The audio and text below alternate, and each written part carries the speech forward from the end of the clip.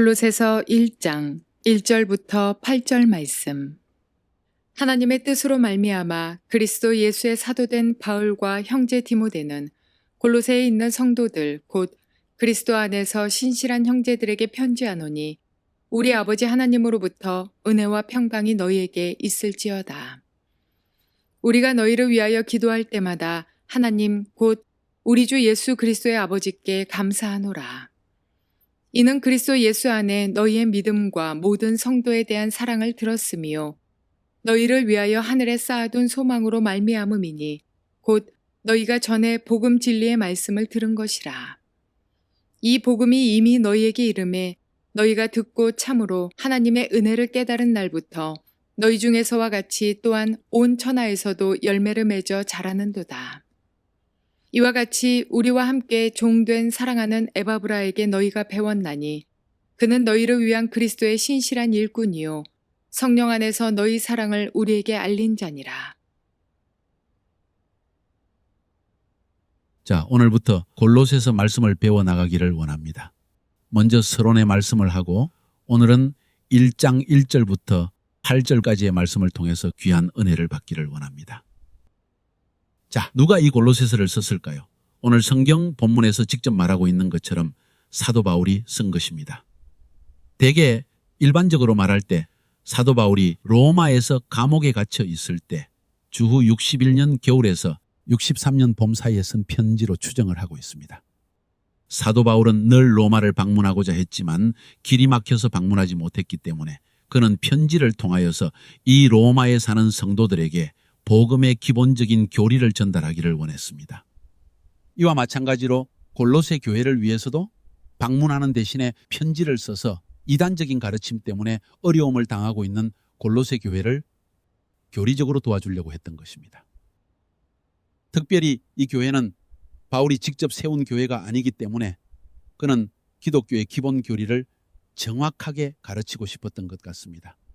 그래서 로마서도 또 골로새서도 역시 바울이 직접 세운 교회가 아니기 때문에 이렇게 편지를 통하여 우리 복음의 기본적인 교리를 적어 보냈던 것입니다.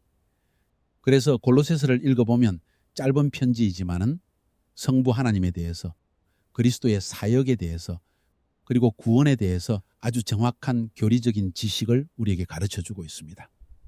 그래서 바울이 쓴 편지 중에서 로마서와 골로새서가 가장 대표적인 교리 서신입니다. 그러므로 이 골로새서는 옥중 서신, 다시 말해서 감옥에서 쓴 편지로 알려져 있습니다. 에베소서, 빌립보서, 빌레몬서와 함께 옥중 서신으로 불리어지고 있습니다. 이 편지를 쓴 장소는 아마도 로마의 감옥이었을 것입니다. 물론 이 편지는 골로새에 있는 성도님들에게 쓴 편지라는 것을 오늘 1장 1절과 2절에서 볼 수가 있습니다. 그러면 이 골로새 교회는 어떻게 세워졌을까요? 오늘 성경 말씀을 읽어보면 특별히 2장 1절의 말씀을 보면 바울이 직접 골로새 교회를 세우지 않은 것은 확실한 것 같습니다.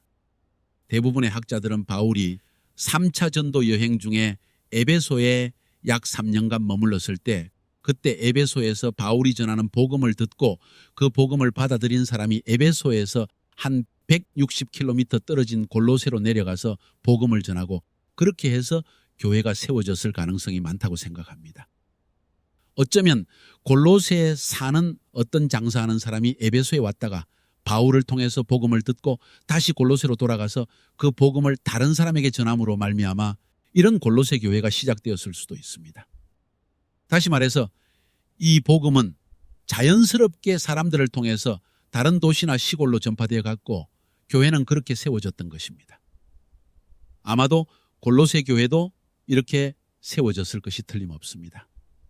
또 오늘 본문 7절과 8절 그리고 4장 12절과 13절을 통해 볼 수 있는 것은 어쩌면 에바브라라는 사람의 전도를 통해서 골로새 교회가 세워졌을 가능성도 많습니다. 그렇다면 바울은 왜 이 편지를 썼을까요? 그 기록 목적이 중요합니다. 한 번도 방문해 본 적이 없는 골로새 교회에 복음의 기본적인 교리를 깊이 뿌리내리게 하기 위해서였습니다. 그리고 더 중요하게는 당시 골로새 교회 안에 스며들어온 이단 사상을 반박하고 성도들을 진리 위에 굳게 세우기 위해서였습니다. 그 당시 헛된 세속 철학들로 인해서 교회가 혼란스러워지고 있었기 때문에 바울은 이 교리 서신을 통해서 그리스도께서 누구신지, 그분이 얼마나 뛰어나신 분이며 교회의 머리가 되시는지를 강력하게 선포해야만 했던 것입니다.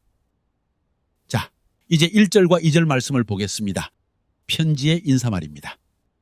하나님의 뜻으로 말미암아 그리스도 예수의 사도된 바울과 형제 디모데는 골로새에 있는 성도들 곧 그리스도 안에서 신실한 형제들에게 편지하노니 우리 아버지 하나님으로부터 은혜와 평강이 너희에게 있을지어다. 여기서 바울은 자기 자신을 소개할 때 아주 중요한 표현을 씁니다. 바로 하나님의 뜻으로 말미암아 사도된 자라는 것입니다. 이것이 교만하게 들릴 수도 있습니다. 그러나 여러분, 교만과 확신은 다른 것입니다. 교만은 자기를 드러내기 위한 것이지만 확신은 진리를 바로 세우고 혼란을 막기 위한 것입니다. 당시 바울의 사도성을 의심하고 그의 가르침을 받아들이지 않으려는 사람들이 있었습니다. 그렇기 때문에 바울은 자신의 권위가 사람에게서 난 것이 아니라 하나님의 절대적인 뜻과 부르심에 근거하고 있음을 분명히 밝혀야만 했습니다. 이것은 이 편지의 내용이 단순한 개인의 의견이 아니라 신적인 권위를 가지고 있음을 선포하는 것입니다. 하나님의 사역은 바로 이 부르심의 확신에서 시작되어야 하는 것입니다. 그리고 그는 편지를 받는 골로새 성도들을 향해 그리스도 안에서 신실한 형제들이라고 부릅니다. 참 아름다운 표현입니다. 아마도 이것이 골로새 교회의 영적인 특징이었을 것입니다. 그들은 하나님 앞에서 신실함을 지키려 애쓰는 성도들이었습니다. 우리는 여기서 교회의 영적 분위기는 지도자에게 달려 있다는 것을 엿볼 수 있습니다. 7절에 나오는 지도자 에바브라가 그리스도의 신실한 일꾼이었기 때문에 그 가르침 아래 있는 골로새 성도들 또한 신실한 성도가 될 수 있었던 것입니다. 그러면서 바울은 그들에게 은혜와 평강을 구합니다. 이것은 단순한 인사치레가 아닙니다. 하나님의 조건 없는 사랑인 은혜, 그리고 그 은혜를 경험한 자만이 누릴 수 있는 참된 평강이야말로 모든 신앙생활의 기초가 되기 때문입니다. 이제 3절부터 5절까지 바울의 감사와 기쁨의 기도가 나옵니다. 이것은 바울 서신의 아주 중요한 특징입니다. 그는 항상 편지를 기쁨과 감사의 기도로 시작합니다. 무엇 때문에 감사하고 있습니까? 3절에 우리가 너희를 위하여 기도할 때마다 하나님 곧 우리 주 예수 그리스도의 아버지께 감사하노라고 말합니다. 그 감사의 원인이 4절과 5절에 나옵니다. 그것은 바로 골로새 성도들의 믿음과 사랑과 소망 때문이었습니다. 여러분, 바울의 기쁨의 원인이 무엇인지 한번 깊이 생각해 보시기 바랍니다. 우리는 보통 언제 감사합니까? 물질적인 축복을 받았을 때, 병이 나았을 때, 기적적인 체험을 했을 때, 물론 그것도 감사한 일입니다. 그러나 바울의 감사는 차원이 다릅니다. 그의 기쁨은 세상적인 성공이나 물질적인 풍요에 있지 않았습니다. 그는 성도들이, 그것도 자기가 직접 세우지도 않은 교회의 성도들이 고난과 핍박 속에서도 믿음과 사랑과 소망 안에서 굳건히 서 있다는 소식을 들었을 때 가장 크게 기뻐하고 감사했던 것입니다. 이것이야말로 진정한 영적인 기쁨이요 복음적인 감사, 고차원의 감사라는 것입니다. 우리는 무엇 때문에 기뻐하고 감사하고 있습니까? 진정으로 형제자매들이 믿음 안에서 자라나는 것을 볼 때 이런 기쁨이 우리 안에 솟아나고 있습니까? 바울이 말하는 믿음, 사랑, 소망은 그냥 막연한 개념이 아닙니다. 첫째로 믿음의 역사입니다. 이것은 하나님과의 관계를 말합니다. 복음이 주는 확신과 기쁨 때문에 어떤 핍박이 와도 그것을 이겨내고 오히려 그 가운데서 죄사함과 영생의 복음을 전하게 되는 것. 이것이 바로 역사하는 믿음, 살아있는 믿음이라는 겁니다. 둘째로 사랑의 수고입니다. 이것은 이웃과의 관계, 즉 형제자매를 향한 사랑입니다. 하나님으로부터 그 놀라운 십자가의 사랑을 체험한 사람은 자연스럽게 형제와 자매를 사랑하고 섬기게 되어 있습니다. 이것은 억지로 하는 것이 아니라 내 안에 부어주신 사랑 때문에 흘러나오는 자연스러운 수고입니다.